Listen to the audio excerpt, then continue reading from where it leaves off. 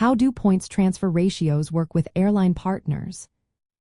Imagine turning your credit card points into airline miles. Sounds simple, right? But how exactly does that work? Well, it all comes down to transfer ratios. These ratios tell you how many of your reward points you need to transfer to get a certain number of airline miles. Most of the time, the ratios are 1-to-1, meaning one credit card point equals one airline mile. That's the easiest and most valuable setup because it keeps things straightforward. But some programs have different ratios. For example, if a program has a 2-to-1 ratio, you need to transfer to points to get just one airline mile. Others might be 3-to-1, so you need 3 points for 1 mile.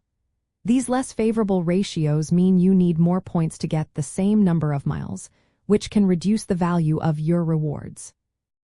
When you transfer points, it usually happens in chunks of 1,000 points or miles. You can't transfer just 591 points or 750 miles.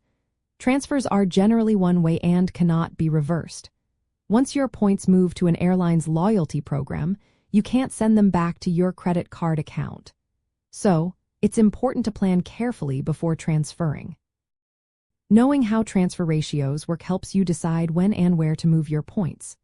If the ratio is 1-to-1, you can often get better value by booking flights directly with the airline's loyalty program instead of using your credit card's travel portal.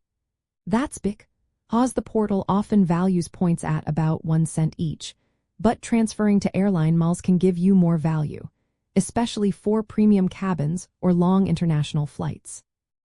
Some airlines are part of alliances like oneworld, Star Alliance, or SkyTeam. This means you can transfer points to one airline and then use those miles on partner airlines.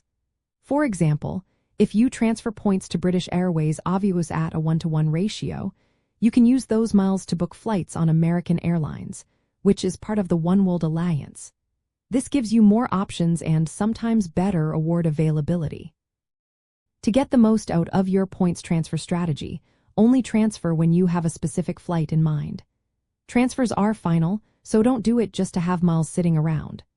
Look out for transfer bonuses, where programs offer extra miles for a limited time. These can improve the transfer ratio temporarily and give you more value. Also, consider sticking to airline programs with fixed award charts. That way, you know exactly how many miles you need for different flights, making your planning easier. If your preferred airline isn't a direct transfer partner, you might be able to transfer points through alliance partners. Just check the transfer ratios and rules beforehand. Remember, if cash fares are low or you want to earn elite status credits, booking directly might be a better move.